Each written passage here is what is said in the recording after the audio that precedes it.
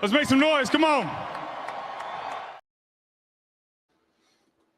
Right, indeed, you are, Nick Foles. Let's indeed make some noise. Welcome back, everybody, one and all, to the final word here on the It's a Wrap Sports Network with your boy MattyB on the call. Our first episode of our new broadcast week. We are back.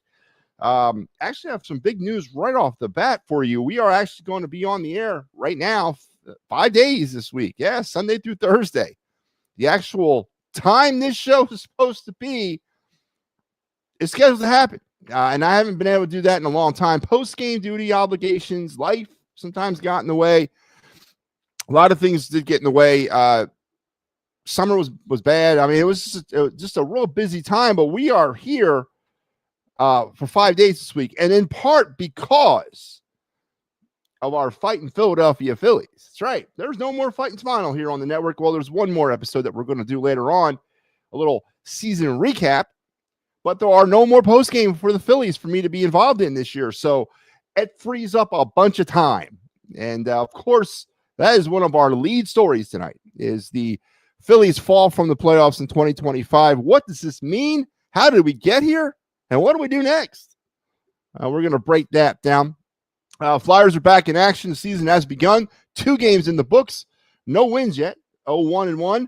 And there's some people out there that, well, it's funny when it comes to the Flyers. It really is. And I love people that, it's October and people who are into the Flyers. It's great. It's not going to last, of course, because those same people are going to flake away when the losses begin to pile up, which they will. Because they're a rebuilding team. But some of the false expectations that I've heard about the Flyers through 2 games. Now, let me kind of like define what I mean. No one's talking playoffs, and I appreciate that. But to think Dan Vladar is the next best thing come down the pike for Flyers goalies really has got. I mean, we grapple on to anything in this town to feel good about. And Dan Vladar is the new one. People are grappling on to his performance against the Florida Panthers, thinking it's potentially the beginning of a new goalie dynasty in Philadelphia. So we're gonna talk Flyers. I'll give you my little synopsis of 2 games. We're also going to discuss the controversial play last night in Carolina. That's got a lot of Flyer fans on the edge of their seats. The disallowed goal of Bobby Brink in overtime. People are calling it a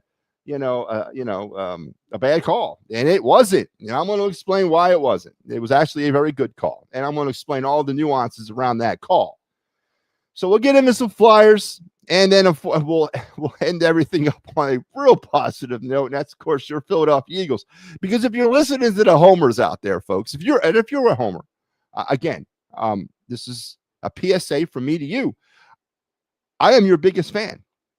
I am the Homer's biggest fans because you are suffering from a disease. It's an infliction.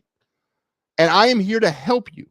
So just reach out to me and I'll get you your deprogrammer. We'll get the van. We'll throw you in it, take you down to the industrial park somewhere on Delaware Avenue, work on you inside of a warehouse, and we'll deprogram you. But if you are a homer, please reach out to me because I'm there for you. But there's a certain amount of Homer fans out there that believe there's nothing wrong with the Philadelphia Eagles. And that the fact that they lost Thursday night against the Giants, it's one of those early season problems. We'll break all that down too. Also, we got your day in Philadelphia sports history. We got your of the night segment. We also got our card review. And we're going to debut a new segment. Not tonight, but we're going to talk about it tonight. And we'll debut it tomorrow. All that here on the first episode of the final word of our new broadcast week. Really, a lot has gone down since the last time we spoke. We haven't talked on this show since Wednesday. I was on post-game duties on Thursday night, which of course was a night that will live in Philadelphia, day that will live in Philadelphia sports infamy, the trifecta of losing on Thursday. So I haven't really had an opportunity to talk about the Phillies. I haven't been able to give my 2 cents into this Phillies conversation. I haven't had really an opportunity to talk about the Eagles. And I haven't really had the opportunity to talk about the Flyers except for the one game that I did on Thursday night. So I feel like late to the party.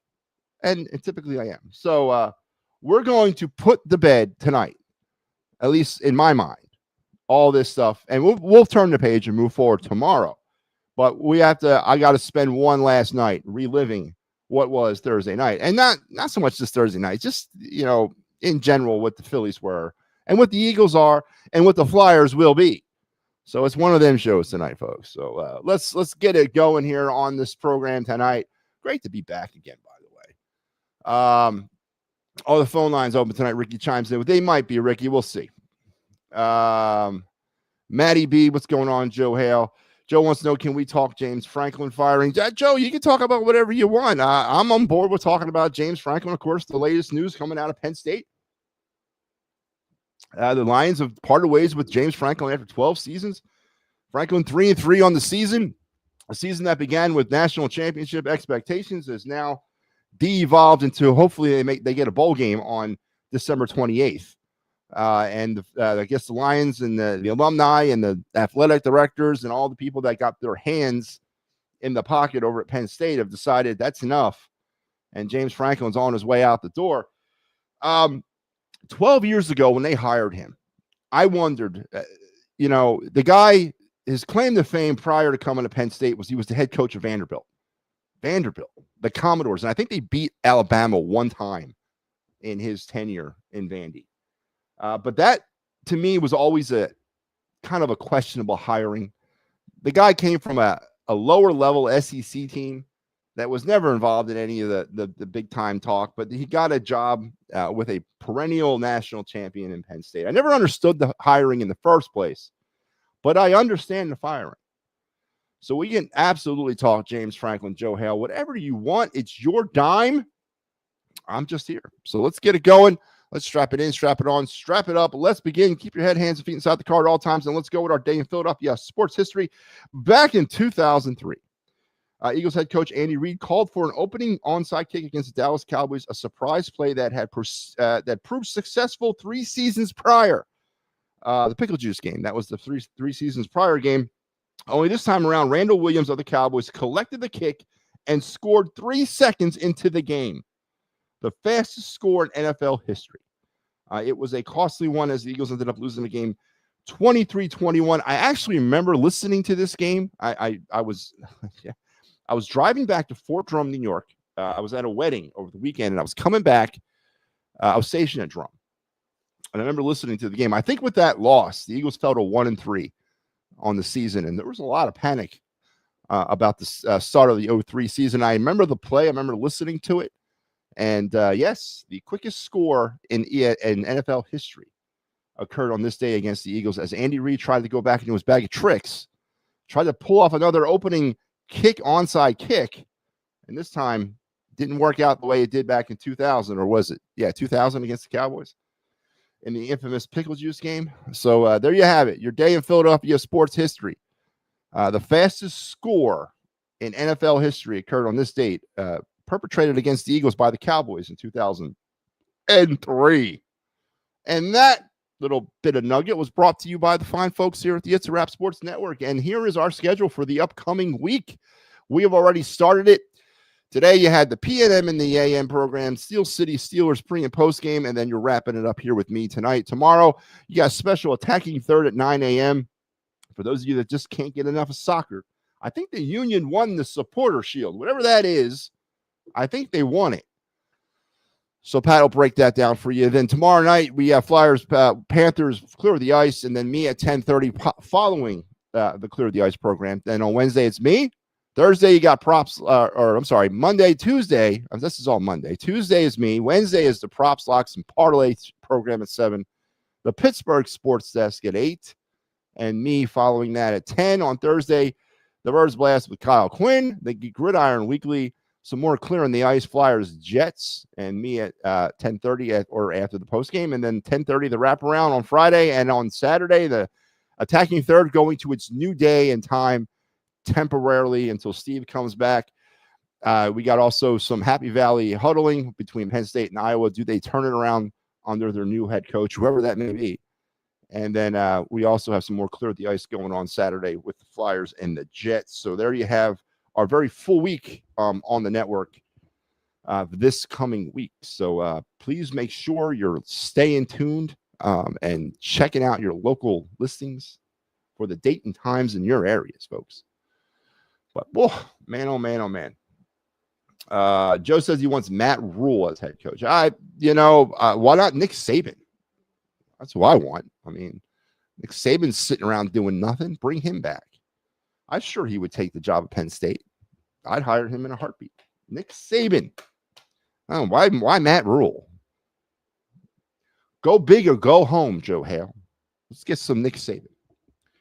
But we are, I mean, again, we'll talk Penn State if you want, but I am going to start off with our first tidbit here.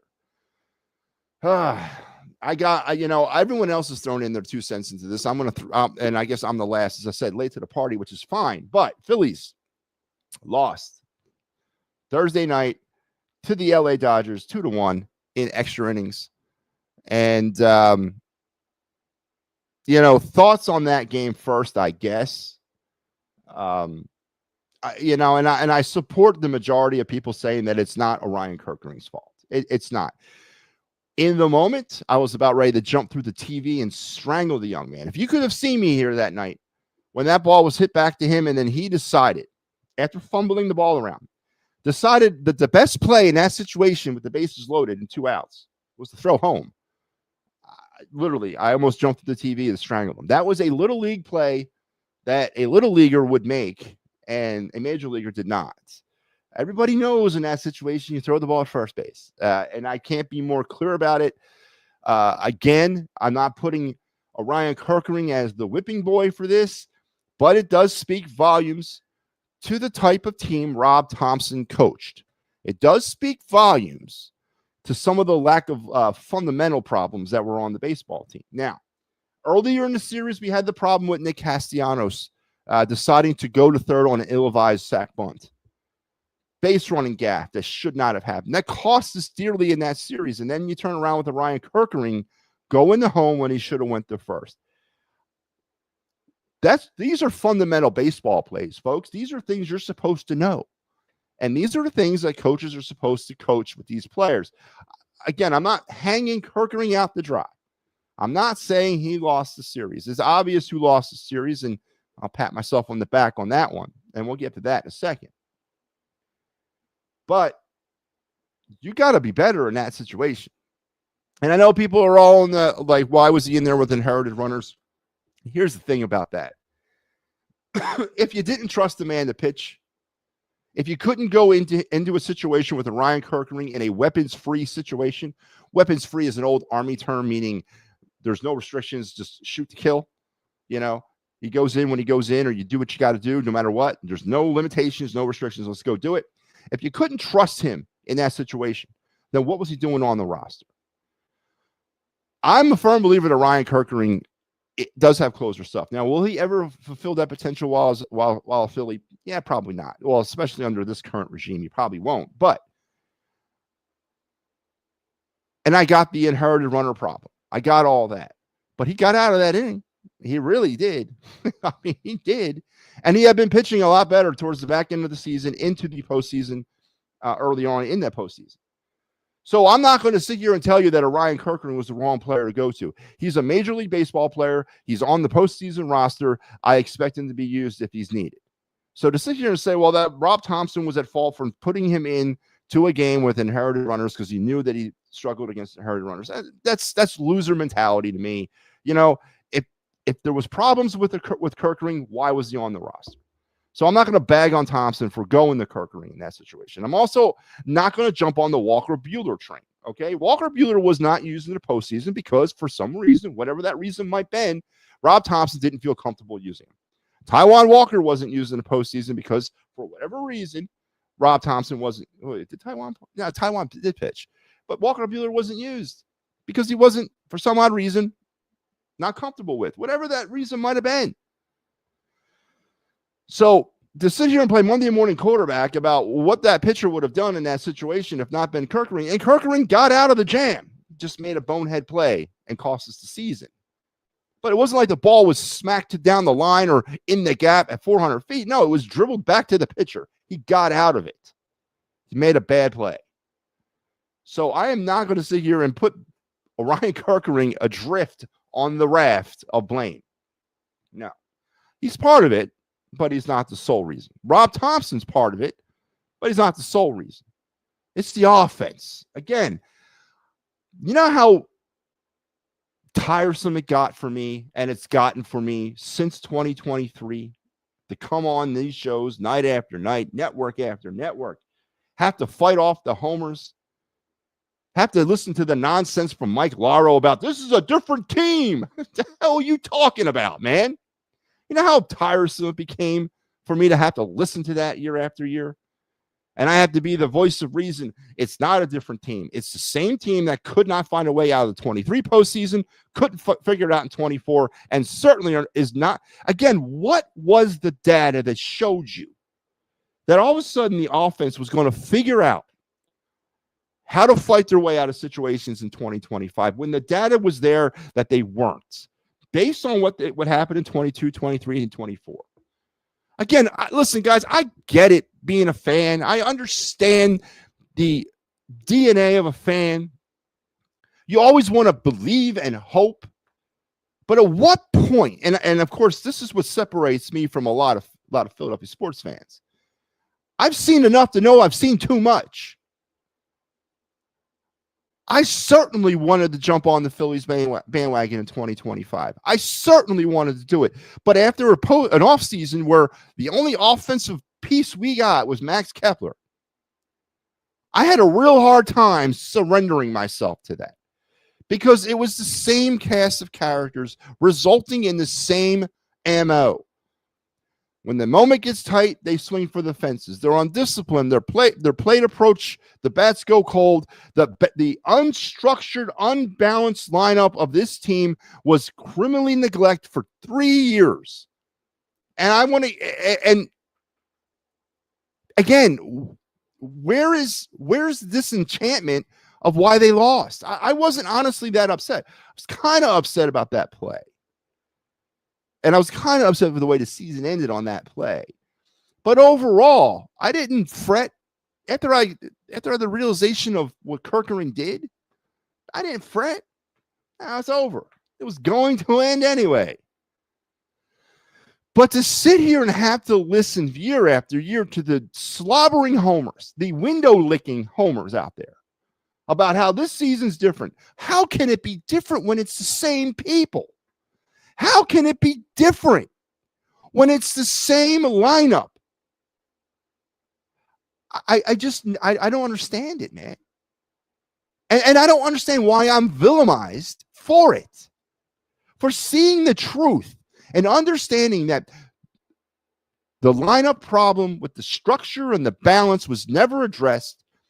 You know, if Rob Thompson gets fired, one of his lasting legacies is going to be his inconsistencies when it came to some things and his consistencies when it came to other things. And one of his inconsistencies was the lineup, right?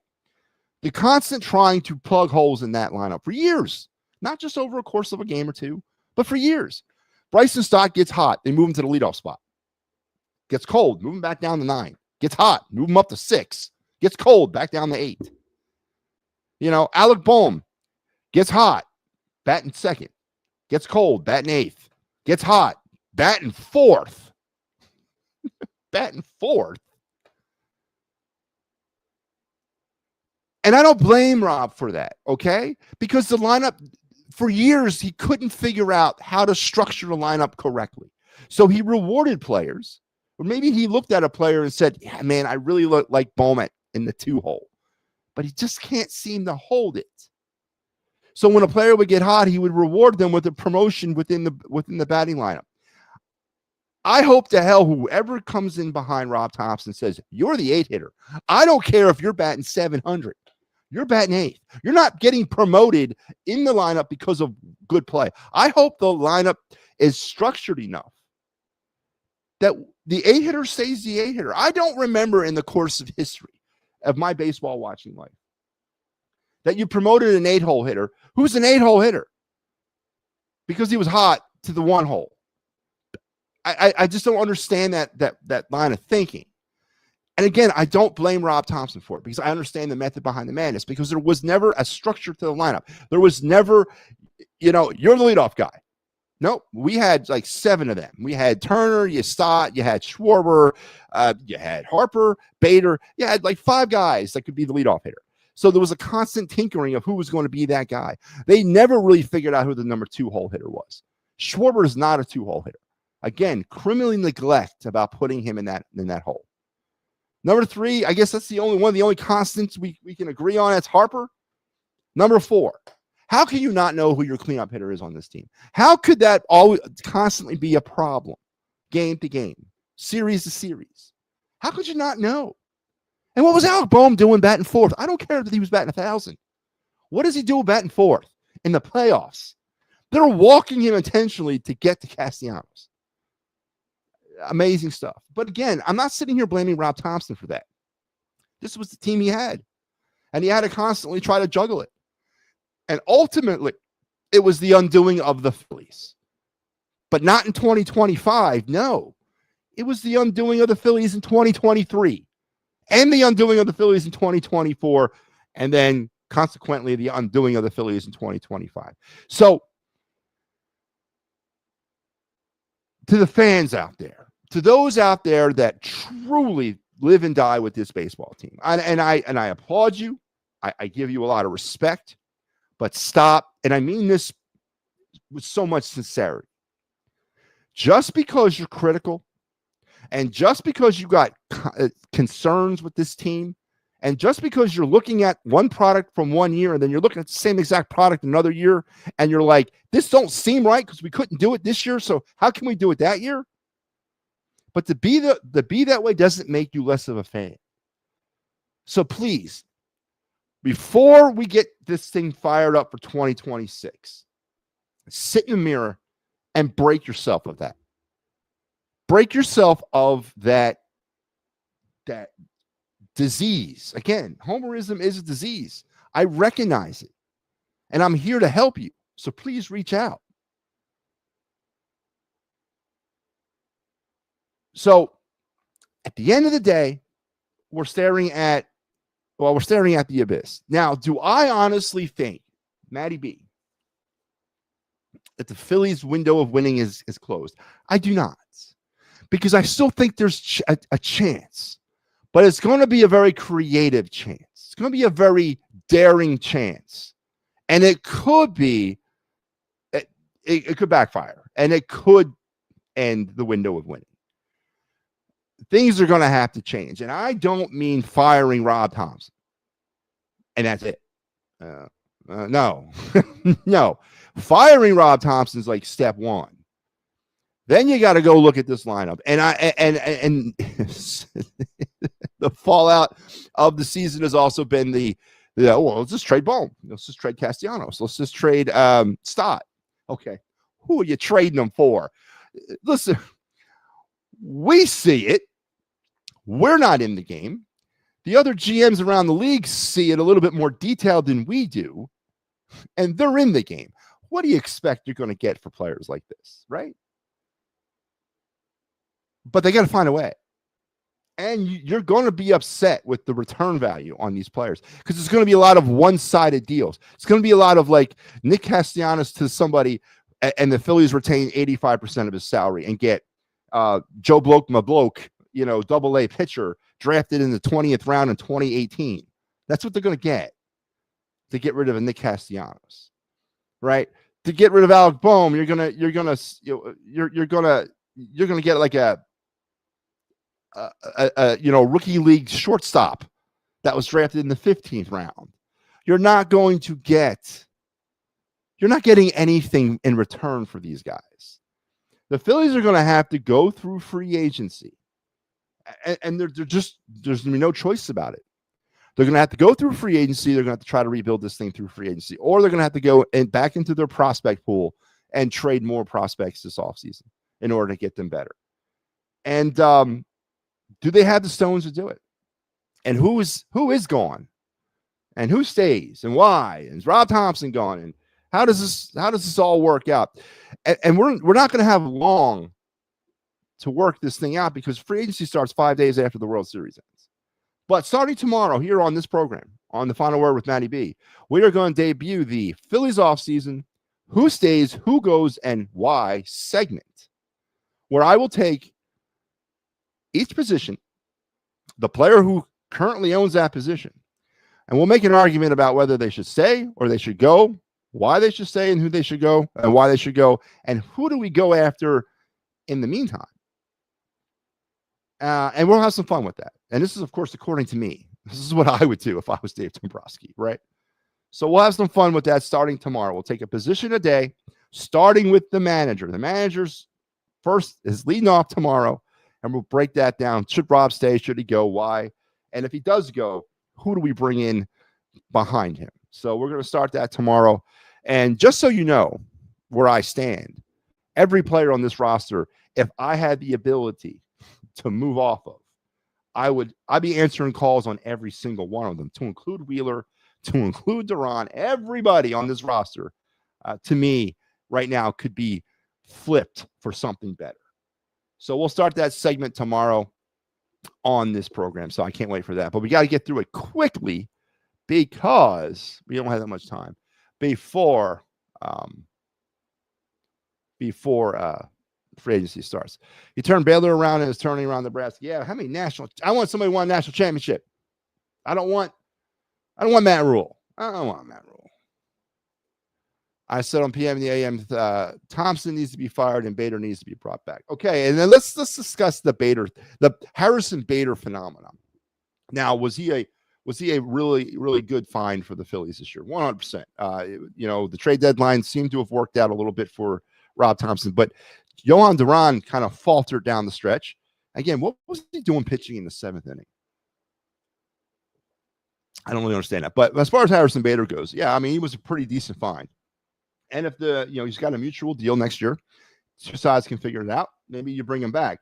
But here's the thing about Bader, and I'm not saying it's wrong, and I'm not saying it's untrue, but the fact that there was so much hype put on him and so much expectation put on him in the playoffs after he got hurt, to think that Harrison Bader held the fate of the Philly season in his hands with that lineup and that roster and all that money that we pay Bryce Harper, Trey Turner, Kyle Schwarber, Nick Castellanos, JT Realmuto, so on and so forth, that it all came down to the health of Harrison Bader, is a little bit of a scary thought to me. It's very scary because Harrison Bader is a great story and all, but the fact that the Phillies postseason hopes came down to him is a little scary. And obviously it's condemning the others, right? That we just didn't have the right people. But no, I agree. If the Phillies can work it out, I'd bring them back. Ricky says, let's go Flyers. Yeah, Ricky, we're going to get into the Flyers here in a second. And Nikki C needs to be traded. Okay, Joe, let me, and again, this is going to get contentious probably before it gets any better. To who? To who, for what, for when, for how? What's he being paid? 18 million next year, 20 million? Who's taking on that pay? Now, I'm not saying they can't trade him. I'm not saying they can't release him. And I'm not saying he shouldn't be traded. But tell me what the deal you expect them to get in return for Nick Castellanos. Again, it's going to be a lot of one-sidedness. You're going to hear Nick Castellanos got traded, and you're going to hear the return. You're going to be like, what? Because the Phillies had to probably eat a sandwich on his remaining money. Nobody's taking.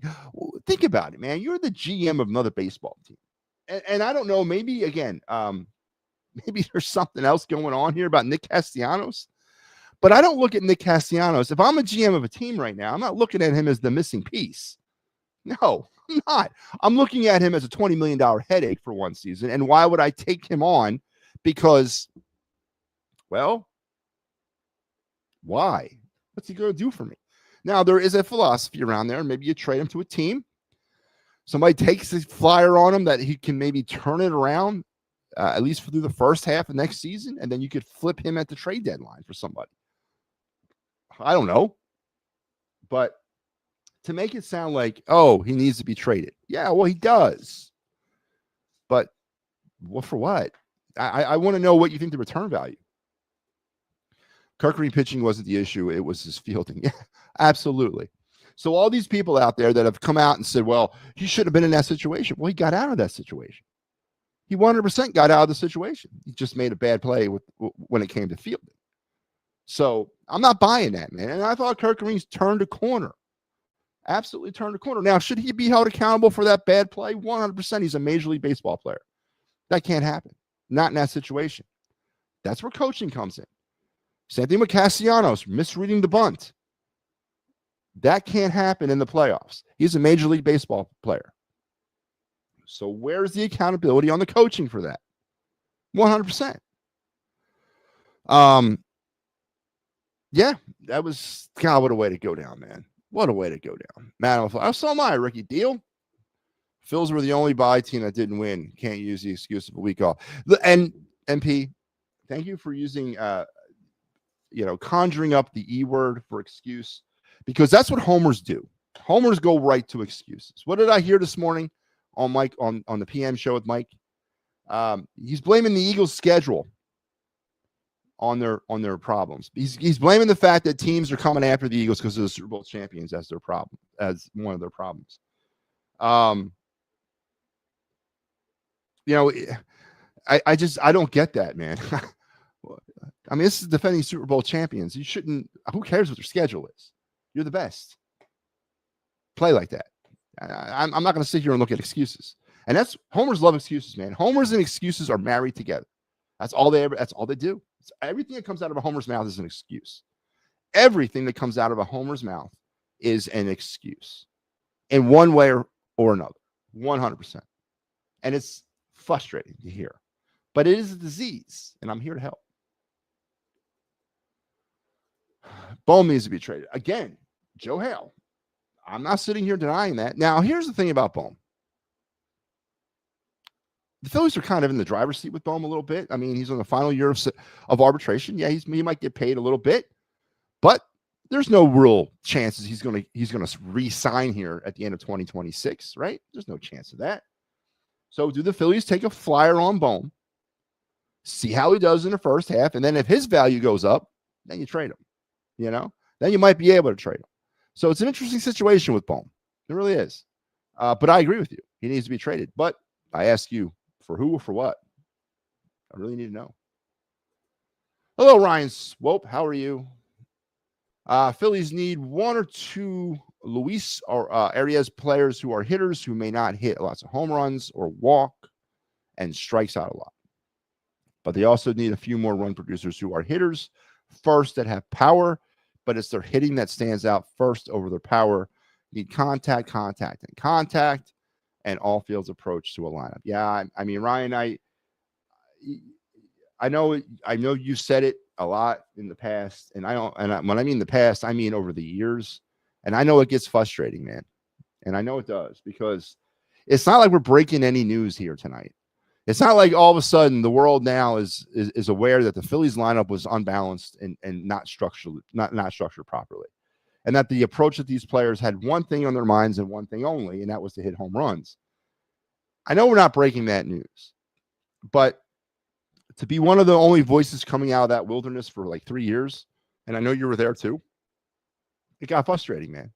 It got frustrating. And instead of living in a fantasy world of unicorns and Bigfoot and thinking that the Phillies were going to figure it out because they've shown absolutely no signs of figuring out in the past, we had to live in the world of reality saying, okay, well, they didn't make any changes significantly. Their DNA is the same. So why should the result be any different? And I get the whole, well, I'm rooting for my team and golly gee, rah. So when you root for your team, you're supposed to like lock your brain off, shut your brain down to reality, and not see what you know is wrong and what you know is not good and what you know has not worked. You shut that part of your brain down and be like, I don't care. I'm a Phillies fan. They got Kyle Schwarber and Bryce Harper wears Philly Fanatic headbands. We're going to win the World Series. I know we batted 200 with runners in scoring position this past postseason. I know this postseason before that we batted 214 with runners in scoring position. But guess what? We're going to win the World Series because this year is going to be different. And I'm the bad guy. I'm the guy that they want to lock up. I'm the crazy one. I don't get it, man. I really don't. I honestly don't get it. Why are you so down Alec Bohm? He makes $8 million a year, had 5 errors and batted 285. It's not his fault the manager bats him 4th, bat him 7th. No, okay, but listen.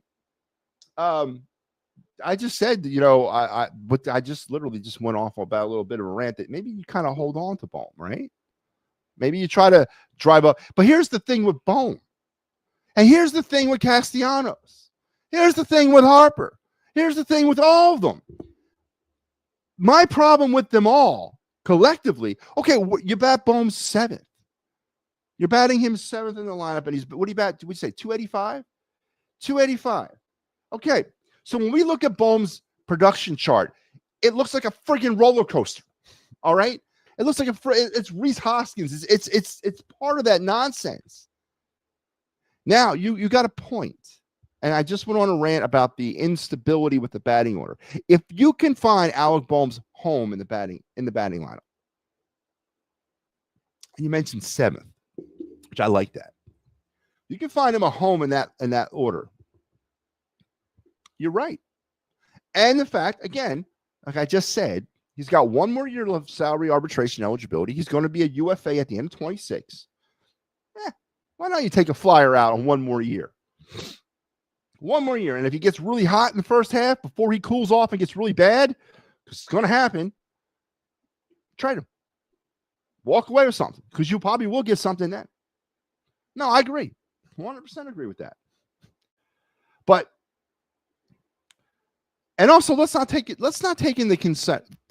Let's also take into account the comments that him and Castellanos made on the way out of town about the negative energy with the booing. Don't forget, they haven't been held accountable for that yet by the Phillies faithful. No, they haven't walked into Citizen Bank Park yet to deal with that. And is that the kind of person? And Bohm's had some maturity issues in the past. He's had some emotional soft problems in the past. Are we just say goodbye? Just be better off getting rid of him now?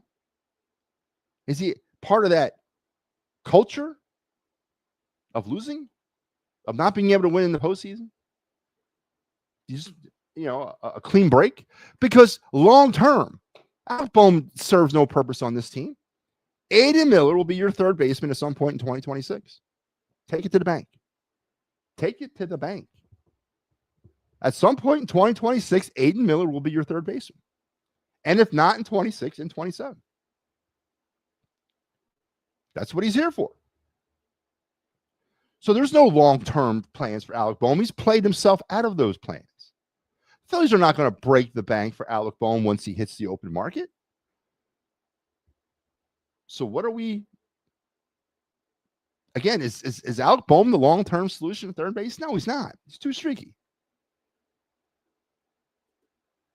And it looks like Rob is staying. Would he already have been fired if they were dumping him? Yeah. Yes and no.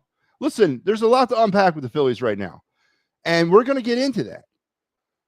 One of the problems with the Phillies this offseason is going to be Kyle Schwarber. I mean, they got to make a decision what they're going to do right there. And it's unfortunate that they got to be because having Kyle Schwarber either staying or going or not deciding not to go with them is going to dictate a lot about what the rest of the offseason plan is. And if the Phillies, and here's an interesting thing too, and I'm not going to, it's been 48 hours? No, there's more to come. The verdict's still out. I'm not saying it's guaranteed Rob Thompson's out. No. And we're going to talk Rob Thompson and the managerial candidates tomorrow. But, one of the things that I look at when it comes to Rob Thompson is if the Phillies decide to not make wholesale changes to this team, meaning that they, God forbid, sell you a bill of goods of we're going to run it back one more time and we're going to bring them all back again to include Schwarber, Real Muto, and Suarez. If they decide to do that, then Rob Thompson has to be the manager. 100% has to be the manager, because no other manager is going to come in and have to deal with that sense of entitlement that the rest of them have already because of Rob Thompson. So if they decide to run it back, then yes, Rob Thompson will be retained, because they're not going to bring another manager in to try to get that under control. There's no way in hell that's going to happen. So the verdict's still out on what they're going to do. If they decide to run it back and fire Rob Thompson, that's a mistake. It's like bringing Joe Girardi back. So, yeah, as far as Rob Thompson goes, and again, we're going to get more into Rob tomorrow. So I don't want to get off target here. Start having a plan of what style of hitters they want. They do their due diligence with draft picks when it comes to scouting physically, but also deep conversations with guys while not making it obvious in talks with players to see if they're the type of players they want.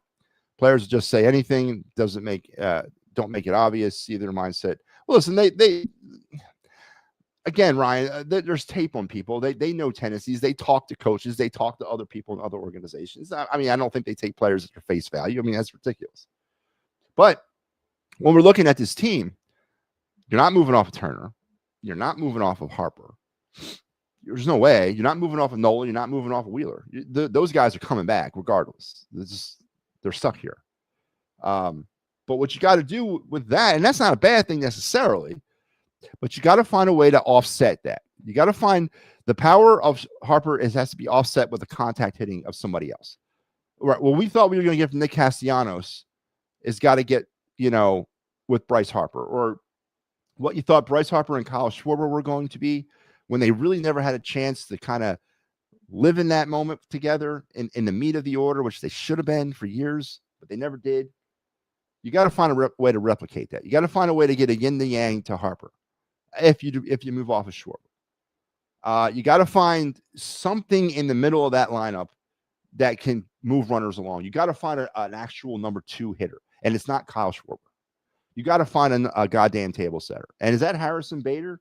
I don't know, man. I don't know if that's Harrison Bader, but you got to find a 2. You got to find a 4. You got to find a 5, a 6. We have 7, 8, 9, or 8, 9. I mean, there's pretty big pieces in this lineup that are not working that you got to go out and find. You got to find a catcher, a freaking catcher, right? Brandon Marsh. It's funny.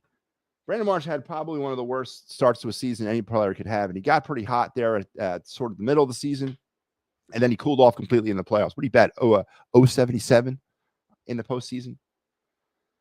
All the Marsh haters, or I said all the Marsh apostles that were, again, my ire with Marsh, of course, is all directed at Logan O'Hoppe, and it's misunderstood. I thought the Logan O'Hoppe trade for Brandon Marsh was a stupid trade. Not because I was a Logan O'Hoppe fan, no, but I was a fan of a young catcher that was at the time the number 1 prospect in the Phillies organization, and also at the time like the number 10 prospect in all of baseball. And I knew we had an older catcher in JT Realmuto. And I'm looking at a catcher like O'Hoppe that could easily fill a gap after Realmuto left until we could figure out another option at catcher. So that's what my ire towards that trade really kind of originated from. Not because I'm in love with Logan O'Hoppe, but because of what Logan O'Hoppe was. And then Dave Dombrowski doubles down on that and trades away the other young catcher we had in the organization in Eduardo Tait this summer. So now we have nothing in the catching cupboard. We got Jordan Disson in AAA, and you got I always forget about this kid's names. Caleb, somebody Caleb, or Caleb is his first name. He's in AA, and you got Farabus down in Single A or in rookie leagues. You got nothing, absolutely nothing in the catching cupboard. And now you're almost kind of screwed into having to re-sign Realmuto.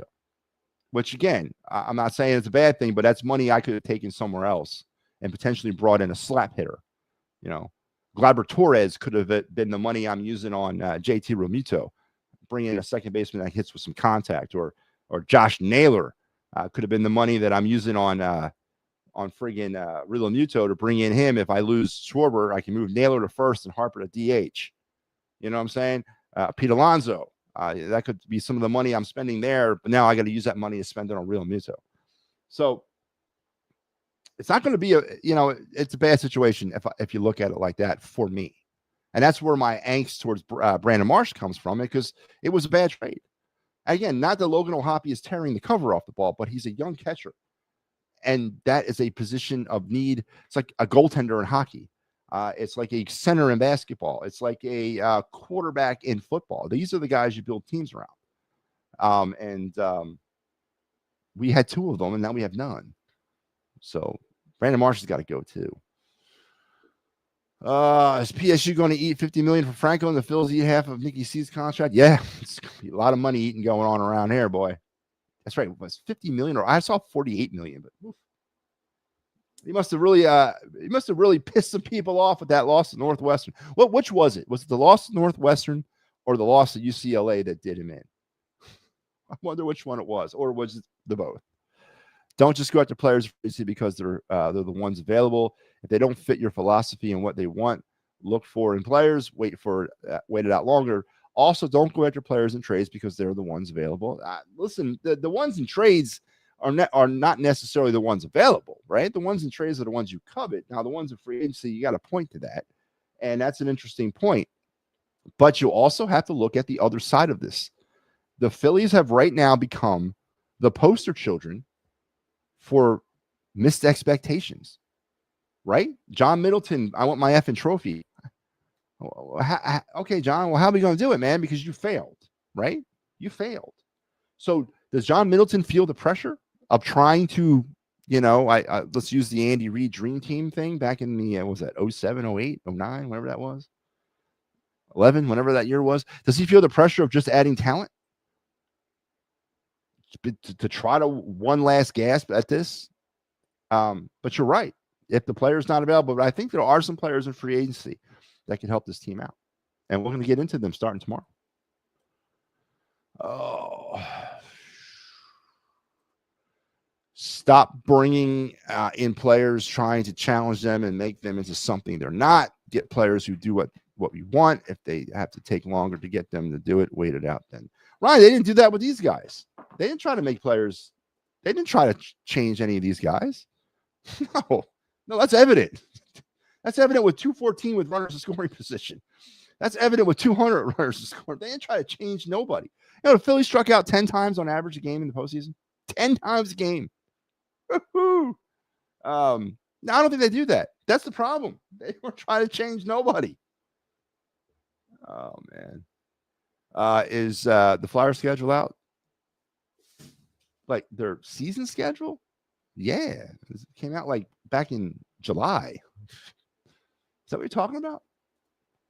Is that what you're talking about, Ricky? Is the Flyers season schedule out? Yes. Rob sticking with Marsh in the 5 spot killed this team also. It's terrible, man. Terrible. Emando Sosa and Otto Kemp getting starts in game 2. Terrible. Alec Bohm batting 4th. Terrible. 8 runs in 1 game, and then they scored 7 runs in 3 games or something like that. Absolutely terrible. Terrible, terrible, terrible. I mean, it makes you shake your head, man. It really does. I don't think there's a chance Kyle's back at 30 million. I don't think Kyle Schwarber's coming back either. I think he wants money, and he also might see the handwriting on the wall too, here at least. And he knows he's not getting any younger. He knows he's got to go to a sure thing. Now, going to the Reds is not a sure thing. I would expect to see Kyle Schwarber perhaps wearing Dodger blue next year. That'd be interesting, huh? Wearing Yankee pinstripes. Maybe back to Boston, But I think you're right. When will the Philly scouts go to Japan? They're in Japan. The Japanese players don't want to come to Philadelphia. Yes. Yeah, Ricky, their schedule came out back in July. But so 96 wins. 96 wins. Offense once again being the kryptonite. And I hate to say it, but I told you so. And I hate to be that guy. And I didn't want to be that guy. I don't. But when you look at numbers, when you bounce stats, when you track stats year after year after year, certain tendencies show up. And I just didn't see how this group was going to get it done. And now the big question remains, what will the Phillies do? Will they insult us as a fan base by trying to run it back? What word salad does Dave Dombrowski try to what do they even say? What do they even say at the end of the season press conference? What is how do they even put it into words? Well, it's very frustrating. Now for a bright spot. And this is why I think the window of winning is not closed on this team. Pure and simply. Pitching. We saw this team has a lot of pitching. And pitching is obviously going to be the strength of this team. And as long as the pitching holds out, the Phillies will be a competitive baseball team. And heading into 2026, are there some questions with the pitching? Yes. Wheeler, Nola. Who's going to replace Suarez? Is it Painter? Where do we go from here? But I think there's enough pitching with Wheeler, Nola, Sanchez, and Luzardo that will carry this team into 2026. Now, beyond 2026, I don't know. But the pitching is still there. The starting pitching is still there. And as long as it can pitch like this or similar to this, they will be in the postseason conversation next year. Do they got to go out and maybe sew up that fifth hole? Maybe bring in a free agent if they're not going to re-sign Suarez to come in and compete with Painter and not just hand the job over to Painter, who may or may not be ready to take it. Do they go out and they find themselves a fifth starter? I mean, don't forget, Walker is still under contract for another year. He'll be back. He's under contract. So the pitching is fine. The bullpen needs some help. You got Duran, who may or may not be your closer. We don't know about that. I think Herkering still should be factored into this rotate or this bullpen next season as one of your late inning guys, along with Alvarado, if the juice hasn't completely made him, weaker. And then you look at Strom, Banks. You got something there. You got Trevino, who pitched pretty well in middle relief and long relief. They go out and they got to add another eighth inning option, another eighth inning guy, and maybe another seventh inning guy. 2 more late inning option arms for the bullpen next year. And I think the bullpen will be fine. And I think the starting pitching is fine. It all will come down to, once again, what they do with this offense and how they look to redo it. And they got to change the DNA of the offense. And can they change the DNA in the offense when you can't get off of Turner and Harper? I say you can. There needs to be a stabilizing force on this baseball team, whether it be Rob Thompson or a different manager, that says, you are my leadoff guy, and you're not ever not going to be my leadoff guy. You are my number 2 guy, and you're not ever not going to be my number 2 guy. You're my number 3, vice versa, 4, 5, 6, 7, 8, 9. You need a steady set lineup and no more of this interchangeable lineups, moving people around to deal with lefty, righty, day game, night game, Saturday versus Tuesday. None of this nonsense. We just need to have a set lineup that people platoon in and out due to rest. But there needs to be a stabilizing force. If it ain't Rob Thompson, it needs to be somebody else that can kind of bring a little leverage to that lineup. And they got to do a better job of balancing that lineup. Power, contact, power, contact, power, contact. It's been being done in baseball for 150 years. I don't know why it's so hard. So, in essence, the end of a Phillies era is here. 3 major free agents. Not all of them are coming back. Maybe 1 does, maybe 2. Not all of them will come back. There will be some moves made to bring in other players, and some other players will be moved aside. So there is a change coming. But the window of winning is still there.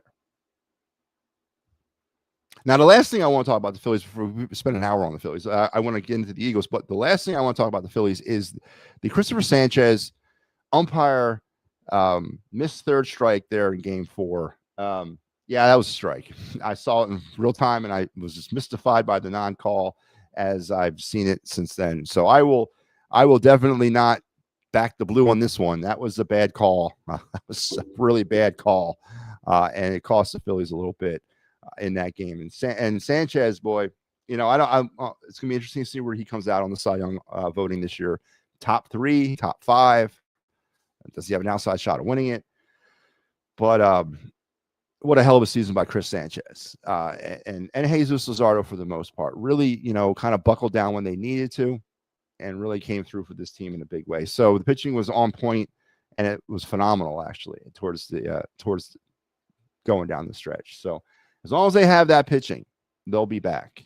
And hopefully they can find the missing offensive pieces and make the changes necessary and break some eggs to make that damn omelet, because they're going to have to. But yes, that was a strike, and they missed it, man. And I'll give you that. Will the Flyers schedule be posted on Facebook? Yeah, go to their website. Go to the Flyers Facebook page. Yes, I will, Joe. I'm sorry I didn't open up tonight. I will open them tomorrow. If Ranger walks and Wheeler doesn't come back 100% starting pitching is suspect. I disagree. I disagree. I mean, Wheeler was gone for the better part of the second half of the season this year, and we were okay. Now, the real linchpin to the starting rotation next year is Nola. Nola needs to come back and have a season. He needs to have something better than he had this year. He needs to figure out if it was just physical, and we need to get Nola back. So if Nola can figure it out, we'll be fine. And I think Wheeler will be okay. The pitching is not suspect, even without Wheeler. It's not. I'm telling you. Even without Wheeler, it's still top 10 in Major League Baseball. It really is. And I have no fears of the pitching at all. None. None. Because that's what the numbers tell me. The damn, yeah, I know, I saw that. And you know what? Here's the thing. And that's I don't know if I would do that. Here's the problem with that. Maybe I'll send him a Christmas card and say, hey, Chris, sorry, that was a strike. I missed that. You know, let some time sort of separate myself from this moment. But I won't walk over to the clubhouse later that night and be like, hey, man, hey, brother, I'm sorry. I don't know. I think the thought was the right intention, but I don't think I would have delivered the message an hour after the game. I would have waited till, like, as I said, around Christmas time. I sent Chris Sanchez a Christmas card apologizing for missing that strike. But yeah, I saw that. All right, let's go to the other night segment because we got a lot to go through. I still got to get to the Eagles and Flyers, and we're over an hour in. So let's go to the other night segment.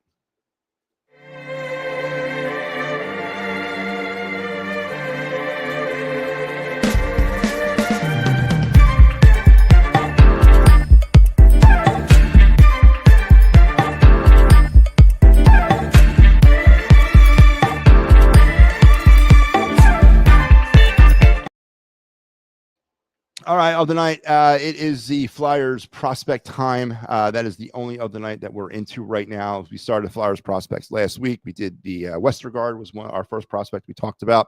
Tonight, we're going to talk about the prize possession of the 2025 NHL draft for the Flyers, and that would be our first round pick, number 6 overall, Porter Martone, the right wing currently playing for Michigan State of the NCAA. 6'3", 209-pound right winger drafted in the first round in 2025. While Martone is known as a power forward, it's more accurate to describe him as a playmaker. The patterns of the game seem imprinted in his mind, constantly scanning the ice and knowing his teammates' tendencies, systems, rotations, and the expected movement of defenders. He stays connected with line mates, avoids coverage, and puts himself in advantageous spots to make the next play. He builds depth, passing plays, moves ahead of the opposition, and preys on defenders and goalies' expectations, manipulating them to open up great scoring possibilities. And Porter Martone scored his first goal for the Spartans over the weekend, actually. As they just kicked off their season. Martone will be definitely in the mix of what will be to come for the Flyers over the next 3 seasons. I was a little upset with Martone was a top 10 prospect. He was a top 10 pick in this year's draft. I thought the Flyers should have went after one of those bigger centermen, but they didn't. They went with Martone. He should be, I don't know, a Flyer in a couple of years, potentially even at the end of this year. I wouldn't be surprised if he leaves college after 1 year and decides to come next season. But Porter Martone is our Flyer prospect of the night.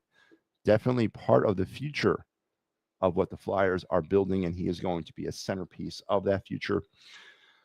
So let's now transition to the Philadelphia Eagles, because I definitely got to say some stuff about this. Here's the deal with the Eagles. 4-2 now, 34-17 losers to the New York Giants, and 2 games in a row And if you listen to the Birds Blast the other night, I was actually pretty I took the Giants to win this game. I took them to win 28-20 because I definitely think there's problems with this football team. Now, if there's an Eagle fan out there, and I call on all you Eagle fans, even the homers, every set of Eagle fan out there, in what world? And I want you to take, if you're a homer, take the homer glasses off, put down the Kool-Aid, step away from swoop, do what you got to do to kind of bring yourself to reality. But is there a world out there that losing to the New York Giants 34-17 is acceptable? And what I mean by acceptable, any given Sunday is definitely and I believe in that. I do. But to go out against the Giants and perform the way you did. Now, I don't give a damn. And again, this is where the homers checked themselves in with the excuses about the injuries and what have you, because I thought you had the greatest GM in football. And if we're so concerned about losing players off, losing Nolan Smith or Jalen Carter or Quinyon Mitchell, where is this great drafting of Howie Roseman to plug in some of these holes while we wait for these players to not be injured? And the Keely Ringo stuff, everyone's bashing the hell out of Keely Ringo for being a complete miss. Well, where's Howie Roseman's accountability in this? He's the one who drafted him. So I'll get to Howie in a second. But anyway, in what world is it acceptable for the Eagles to lose 34-17 against the Giants? Just that baseline statement. And then let's layer on to that statement. In what world is it acceptable after having the first 4 games of the season being not the prettiest games and not the cleanest games? And yes, there was some luck involved in winning those football games, and they weren't what you would put up on your refrigerator if you took it home to mom wouldn't stick it up on the refrigerator.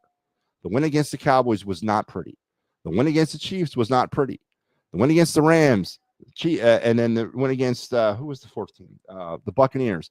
Not pretty wins.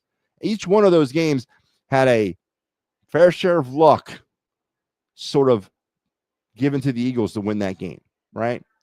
So let's layer that on a little bit higher.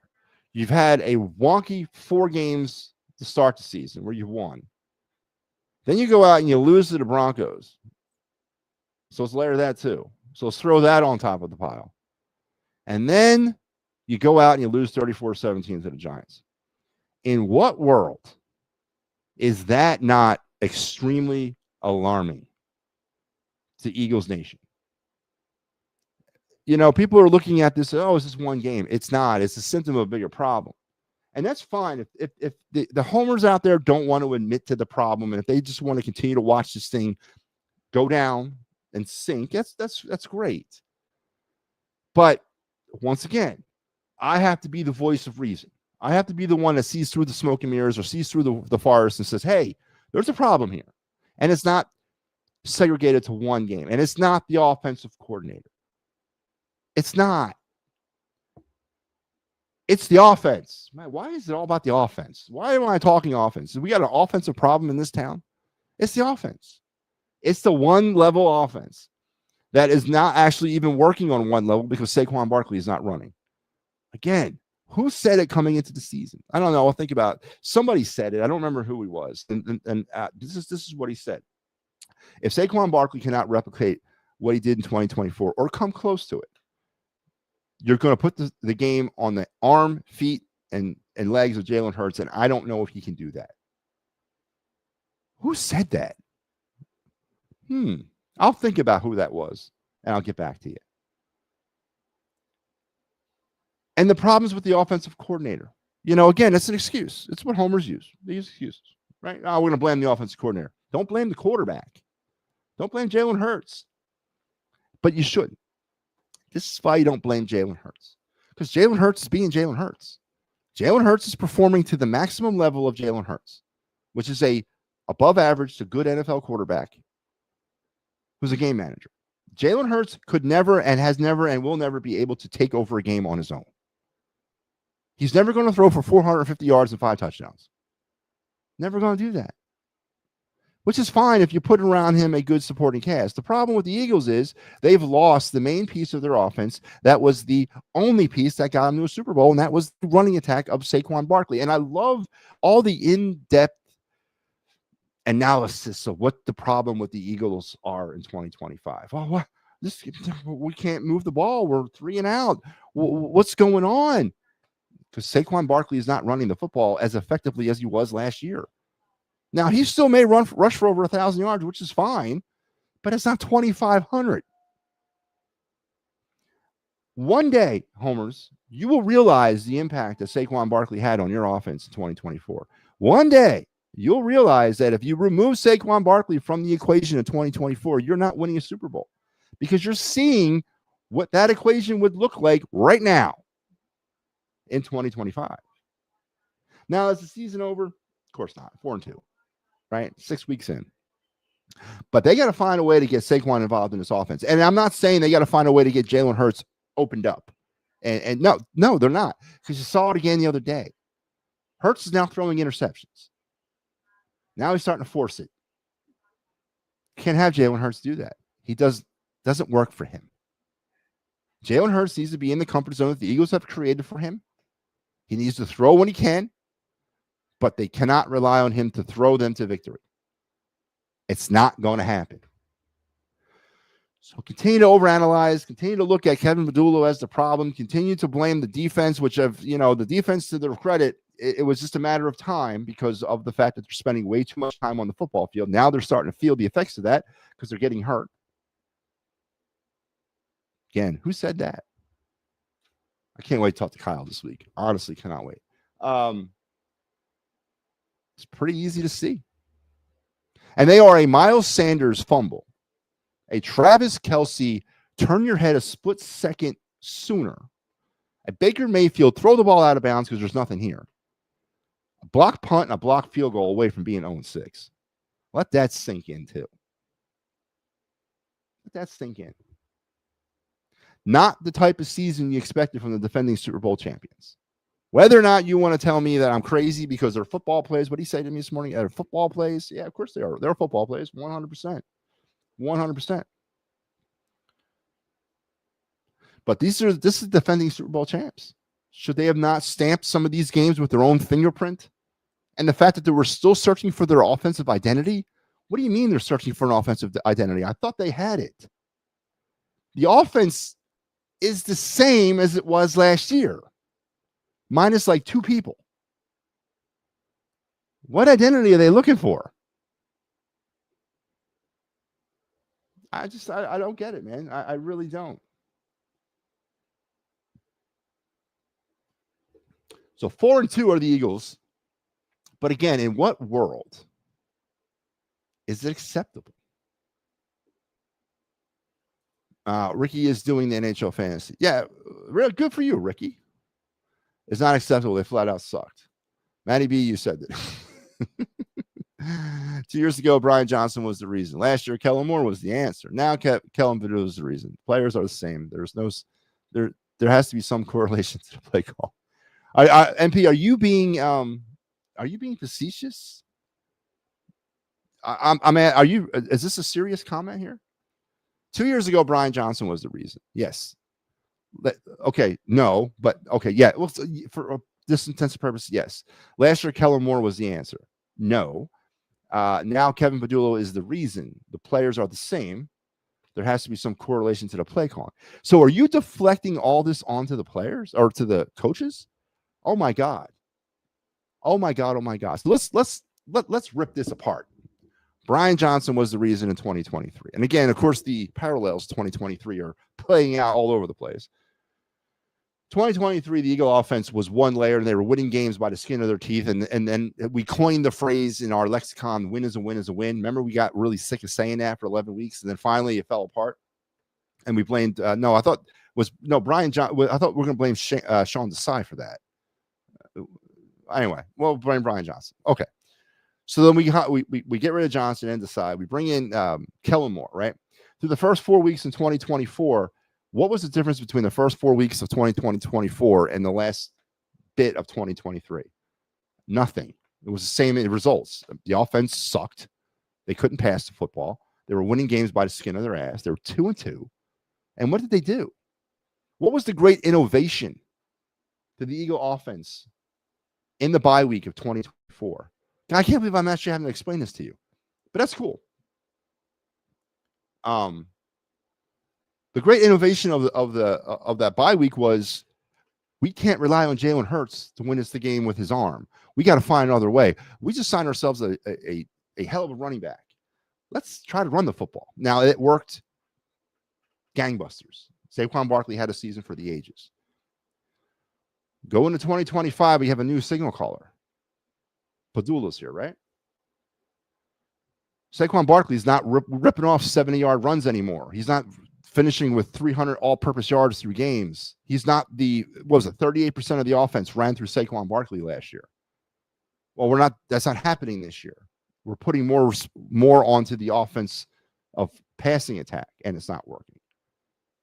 So do I have to spell it out a little bit more? It's the players, not the play callers. I don't understand. Kellen Moore was bailed out by an all-world season of Saquon Barkley. If Saquon Barkley had not had the season he had last year, one, you don't win a Super Bowl, and two, Kellen Moore probably doesn't walk out of here with a head coaching job. He has Saquon Barkley to thank for that coaching job, by the way. And you're seeing that right now. You're seeing 2023, because in 2023, we didn't have Saquon. You're seeing what the Eagle offense was in 2023 minus Saquon in 2025. It's the same offense. You just added Saquon in 2024. Am I the only one who sees what he meant to this team in 2024? I think I might be. No, I think little vanilla play calling is all. I disagree 100%. What was so innovative about Kellen Moore's play calling last year? What was so innovative? Run the ball? What was so innovative about that? Lane just said the offense is too vanilla 3. I don't care. Lane also said we need to change the offense in 2024. He was one of the ones who championed the fact that we got to stop passing the ball and give the ball more to Saquon Barkley. Lane Johnson's losing some credibility with me now, too. What was so innovative in 2024 about running the football with Saquon Barkley? It was very vanilla. Run the ball. Come on, man. Don't fall into the trap. Don't fall into the homer trap, man. Don't. So all the offensive players on the side are no good, but Badul and Sirianni are calling the right plays. What happened in 23? What happened in 2023? This is the same type of offense. Do you not remember 2023? You don't remember the first 4 weeks of 2024 before they went run heavy? What is the difference? The difference is Saquon Barkley. And now you don't have him in 2025. Am I the only one who sees this? Am I the only one who actually has not been indoctrinated into the Gestapo? The play callers have all been different from 2021 up to 2025. What is the one thing that has changed that's not different? All the play callers switching out year to year to year is a constant. That's a constant. The offensive players, the Browns, the Hurts, the Devontae Smiths, the offensive line, they've been a constant. What's the one thing that wasn't a constant that showed up in 2024, had himself a 2,500-yard all-purpose season, and is not having that type of effect so far in 2025? That's the only thing that's the only variable. It's Saquon Barkley. Now, whether or not it's the poor play of the offensive line that's causing him not to be able to run, Saquon is lost a step, half a step, whatever. And what did I hear some ridiculous fool tell me the other day? That the team might be tired from last season. They might be tired from last season. Man. Oh, again, I can't help you, MP, unless you want to be helped, man. Honestly. You want to blame the play caller? when we've had 4 different play callers over the last 4 years? Whatever, I've lost track. The quarterback's been the same. The wide receivers have been the same. The offensive lineman has been the same. What's the one thing that wasn't? Saquon Barkley. He was responsible for 38% of the collective offense of the Philadelphia Eagles last year. Matter of fact, I have the little stat right here. Let me pull it up. Let me pull it up for you, man. Let me drop some knowledge bombs on you. There it is. Saquon Barkley. Let me take your comment down so you can read it. Saquon Barkley. So the Eagles' total offense in 2024 was about 6,242 total yards, and they scored 53 touchdowns. Barkley accounted for 2,283 of those yards and 15 touchdowns. Accounted for 37% of the Eagles' total offense and 28% of their touchdowns. I'm not making that up, man. That's the numbers. This is their numbers from 2024. And he's obviously not so far up to this point playing like that. It's not hard for you to overanalyze. You don't have to overanalyze anything. You don't. It's Saquon Barkley. Jalen Hurts still ready. He's afraid of the long ball.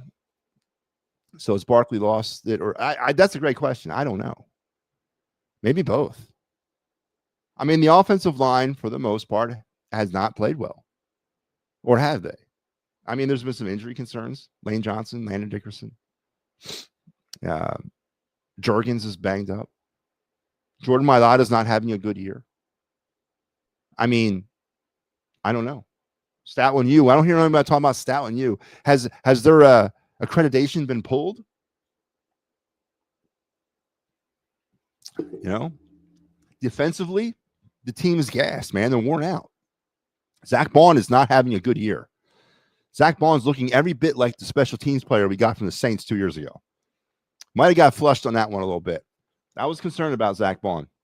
I was concerned about the defense having to step up in the roles that these players had to take on with the loss of other players, the veterans.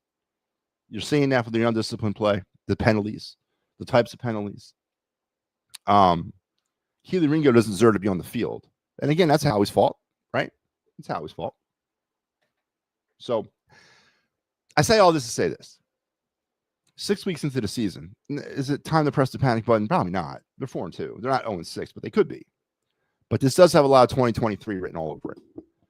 And as we get into this, I heard somebody once say that there was a chance if they beat the Buccaneers that they could go 8-0 into the bye. I don't hear that anymore, obviously. But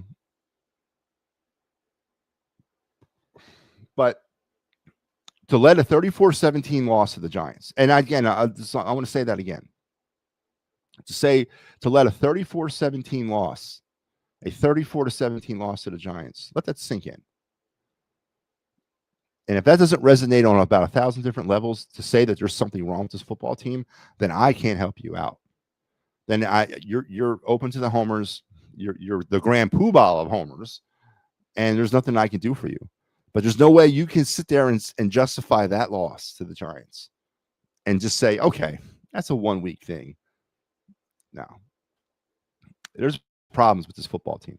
Can they correct those problems, or will A.J. Brown be doing sit-ups in his driveway before the end of the year? I will see. I don't know. But 2023 lends us a little bit of a blueprint of how the rest of this is going to go. And it ain't going to look good.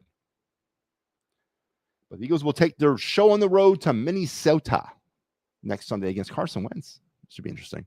You know which team is surprising me? The Chargers and the Colts. Yep. Not the Chargers so much, but the Colts. Dan Jones. Is he MVP candidate, or is he comeback player of the year candidate, or is he both for Dan Jones? But you're absolutely right. All right, let's get to my second to last final segment. I'll remind you again, everybody, thanks for joining into the we're up to an hour and 20 minutes episode of The Final Word. I'm back for the entire week. I will be here today, tomorrow, Tuesday, Wednesday, and Thursday. All 5 days this week, I will be on the air. But some of the other stuff that's going on, I'll put the schedule up early. Let's talk some Clear the Ice. This is your Clear the Ice schedule for the week. Tomorrow night, Pat has you. Thursday, Mike has you, and I'll be back on the call Saturday against the Wild. and all the great programming that's here. This morning you had the Friday night you had the wraparound at 10:30. Happy Valley Huddle at Penn State postgame. The Birds Blast with Kyle Quinn Thursdays at 7. You got our Steel City Sports. They were on today. They'll be back on Thursday. Steelers are playing on Thursday night. The Gridiron Weekly on Thursdays. The Pittsburgh Sports Desk on Wednesdays. PM in the AM every Sunday at 9. The Final Word with me, and then the Attacking Third, which will come at you tomorrow morning at 9 a.m. for a little bit of a holiday breakfast special. So, all right, let's get into the Flyers, folks. Let's turn the page to the Flyers. Yes, Joe, they'll be open tomorrow. I promise. Should have opened them tonight, but I just got into my thing. Flyers 0-1-1 and are a hose job away from being 2 or 1-1 and 0, right? Is that what it would have been? Last night in Carolina, the Flyers battled their way back and forth with the Hurricanes. Really fun game to watch. A lot funner than the first game against the Panthers. That game was sort of frustrating and boring. The Flyers were in it to the end, and then in overtime, Bobby Brink with a pretty little rebound of a Travis Sanheim breakout pass or breakout play. He kind of got behind the defense and got a nice little shot on net, but it was turned away, and then Brink cleaned up the rebound. But then the goal was called off. Well, actually, the goal was good. The Hurricanes challenged it. It went upstairs to the NHL, and the NHL denied the goal. Now, I want to play devil's advocate because it's sort of pissing some people off. I want to show you that goal. I want to give you MattyB's breakdown of that goal, because when I host the Fightins Final, I'm saying the Fightins Final. When I host Clear the Ice, we take every goal, and I give you my breakdown. So we're going to go and we're going to break this bad boy down. All right, so here it is. This is it. This is the goal. This is the overtime goal. We'll pick up play inside the Hurricane zone. They're going to try to come out. They do get it out. So the Flyers are going to regroup here. Of course, this is 3v3 overtime. And there's Travis Sanheim. Is that Sanheim? Yeah, Sanheim. I hate him. Cannot stand Travis Sanheim. The Flyers are going to go on the attack. Kind of overloading on one side, though, but this is actually why this play works. So they're going to enter the zone. Zegras with the puck. He's going to find the streaking Sanheim, and I'm going to try to slow down a lot. But here's Sanheim going in on the net. He's going to go in, and I want to stop it right here. All right. So right now, let's take a look at what's happening right here. So I got Travis Sanheim going one-on-one. A pretty pass by Zegras. I do got to give him that. He split the defense. One defender has gone down. The other one's way behind the play. Sanheim's going to come in. He's got the view to the goalie. Then you got Brink, who's looking for an opportunity here. The defenseman's not even paying attention to Brink. He's following the puck. Let's speed it up again. Sanheim's going to go in. Now I want to stop it right there. Right there. So there's no contact between Sanheim and the defense. The defense didn't push him. They didn't shove him. They didn't kick him. They didn't fight him. They didn't do nothing. And here's the puck. Look at Travis Sanheim's tip of his skate. What do you see there? What do you see? Well, I see the tip of the skate inside the crease. Now, Rule 63. Is it Rule 63? Rule number 63. Let's go over what Rule 63 in the NHL is. In the NHL, a goal is disallowed if the attacking player is in the crease and interferes with the goalie's ability to defend the goal, even if there is no physical contact. A goal can still be scored if an attacking player is in the crease but does not interfere with the goalie, provided the puck is not touched by the player in the crease and they do not obstruct the goalie's movement or vision. A goal is disallowed if the attacking player is in the crease when the puck enters the net, unless the puck was already in the crease before the player entered. Now, let's read more. The attacking players in the crease interferes with the play, including playing the puck or obstructing the goalie's view. Attacking players in the crease and impedes the goalie's ability to move or defend the goal. The goal is scored while the attacking player is in the crease and the player entered the crease before the puck did. Okay. It's very important that you heard that last part. Travis Sanheim is in the crease. The puck is not. This is a crease violation. Let's play it out even more. Sanheim then skates completely through the crease, impeding the goalie's ability to see the puck. And Brink is going to take it, and he's going to pop it in right here. That is not goalie interference, folks. That is a crease violation. Okay. Now, on the ice, the ref said it was a good goal, and then the Hurricanes challenged it. It went upstairs, and the NHL overturned it, said it was no goal, and that we play on. That was the right call. Again, if you're going to make boisterous claims about hockey, research. Know the rules before you talk, because you sound foolish when you don't know the rules. It was a crease violation, and it was the proper call. So the Flyers ended up losing in overtime last night, and they played pretty well.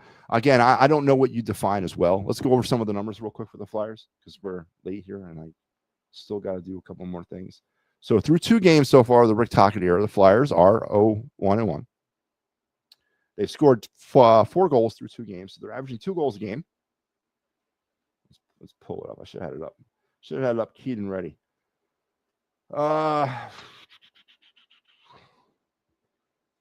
So 2 games, 2 goals. They're 1 for 5 in the power play. They're 20% effective on the power play. That's pretty good. It's pretty good. I'll take that, man. I'll take that. They've also been shorthanded 9 times through 2 games. That's way too high. Now they've killed 8 of those off, but that's too many penalties. Flyers really got to figure that out. They got to get that number down. They've given up 6 goals, so they're averaging 3 goals a game. They're being outshot 21-36. That's a pretty bad number too. They're averaging 43 shots a game, and they're giving up 73. So that needs to come down.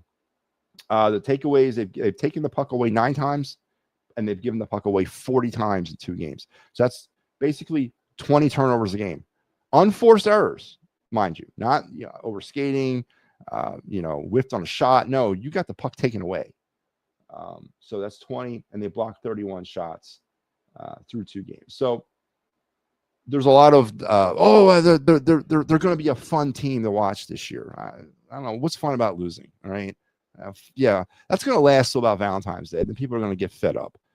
Listen, they're a work in progress. They still lack a lot of offensive firepower. They still have a problem in net. They're very thin in the defense right now, especially with the injuries to Risto and Cam York. It's not looking good. But they're playing freer. They're playing with more creativity. There's some definitely good stuff going on between the Forrester, Brink, and Cade's line. Again, that was one of the byproducts of last season. We found the 3rd line, and it's been working pretty well. Vladar is not the answer. He played well in his first game against the Panthers, but did you see the 2 goals he gave up? They were terrible, absolutely terrible goals that an NHL goaltender can't give up.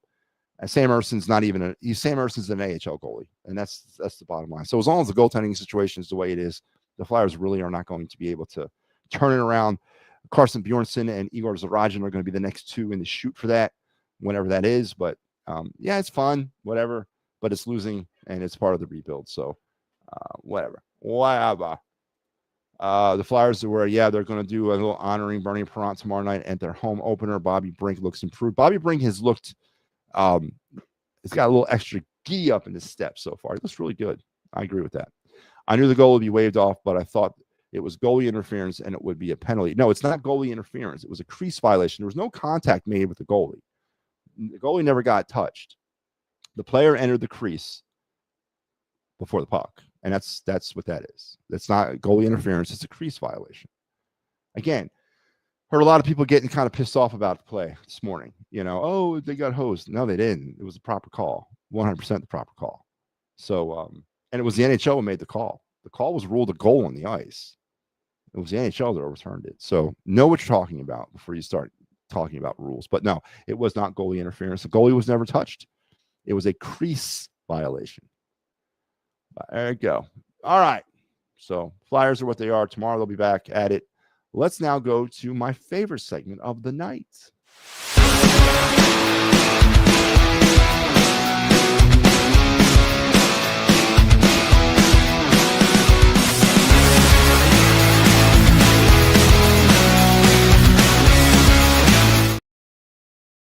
All right, MattyB's card review tonight.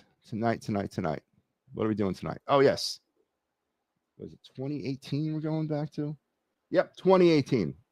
About 5 years ago, this player's cards were the hottest thing on the face of the earth. I mean, it's almost like an Aaron Judge card today or a Shohei Ohtani card today. Anytime you saw a card with this guy's face on it, you went after it. I still think he's a hot property and a hot commodity, but he's definitely leveled off a little bit. But some of his younger stuff is still pretty valuable. And we're going to talk 2018 tonight, and we're going to go to the updated top series of 2018, US 176, the All-Star game card of one Mr. Mike Trout. That's right. At one time, one of the hottest players in all of Major League Baseball. And this was a hot card back in 2018. Mike Trout's rookie cards were hot. And again, his stuff is still hot, but it's significantly cooled off because the player himself is somewhat cooled off. But we're going to talk 2018 and the All-Star game card from the Topps updated series. Again, to kind of spin you up on the series of cards that Topps does. In any given season, this is how they do it. Series 1, Series 2, Chrome, the update series, right? The update series, and then the update series Chrome, and then the holiday series. That's how they release them. And they also do a special series of cards. This year they did Heritage, Topps did, but we are up to right now Chrome. The update series cards are coming out actually at the end of the month, and then probably by the end of November you'll have the update Chrome series cards come out, along with the holiday series as well, coming out around the end of November. So we're getting towards the end of the 2025 Topps baseball card season as well. But this is from the update series of 2018 and Mike Trout's All-Star game card. Again, Topps utilizing the full border or full front of the card for the picture of the player and just a little bit for borders and names and what have you. Something that they started doing back in around 2000. Kind of like that. It really takes full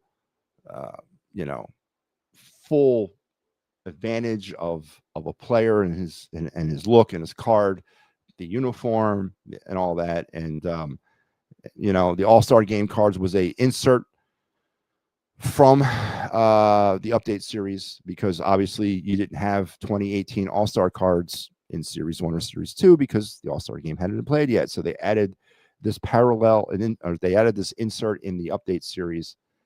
And this card was one of them. There was, I think, 30 players that had this card added through the update series. This card is actually, as a PSA 10, it's about $30 right now. And that's back in 2018 when this card came out. If you would have told me that in 2025 this card would be worth $30, I'd be like, oh God, what happened?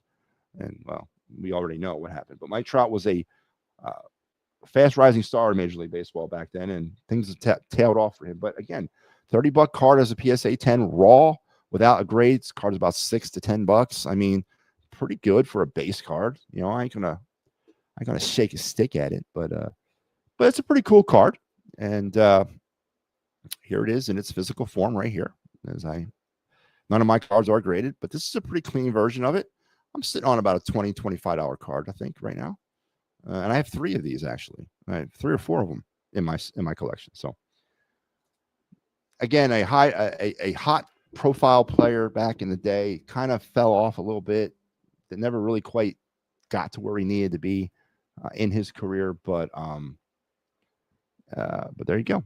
Mike Trout, 2018 All-Star game card from the Topps updated series of 2018.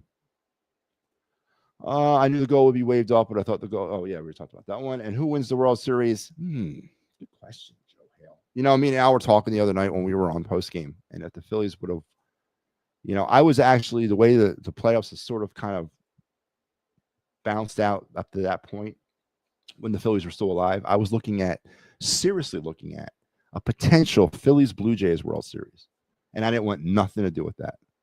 Nothing. I don't want to see Joe Carter throwing out no first pitches. I don't want to see Mitch Williams throwing out first pitch. I don't want to see none of that. None of that juju from 93. But I can't take away from what is happening in the American League. I think Toronto, Seattle, I know they were playing tonight. I think that thing goes 7. And in the National League, it's going to be the Dodgers. They're going back. The Dodgers are just better than the Brewers. So give me Dodgers Blue Jays. I'm going to go Dodgers Blue Jays for the World Series this year. And the Dodgers repeat. 2-time World Series champion LA Dodgers. And we might have to be talking about living in a Dodger dynasty if they win the World Series this year. I'm sorry to say it. I really am. But Seattle won tonight. Yeah, I know Kyle Raleigh hit a home run late in the 6th inning, was it? I think it goes 7, though. I think it's going to be a good series. But give me the Dodgers and the Blue Jays. Dodgers win, and it's a Dodger dynasty. A Dodger dynasty. But more about that tomorrow. Folks, listen, it's been a great show. We went over 1.5 hours. I did not open the phone lines, Joe. I'm sorry. I will do it tomorrow. I had to get a lot of things off my chest tonight.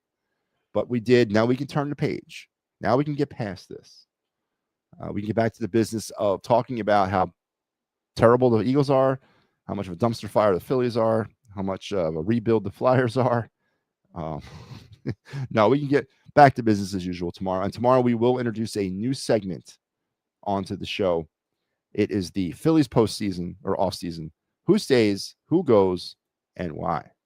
I will go position by position starting tomorrow with the manager, and we will analyze whether the manager should stay, should go, why, and if he goes, who comes in behind him, according to me, of course. So we'll have some fun with that. We'll go around all positions to include all 5 starting pitchers and the bullpen, and hopefully we get that done before the end of the World Series so it doesn't interfere with free agency. So we'll start that segment tomorrow.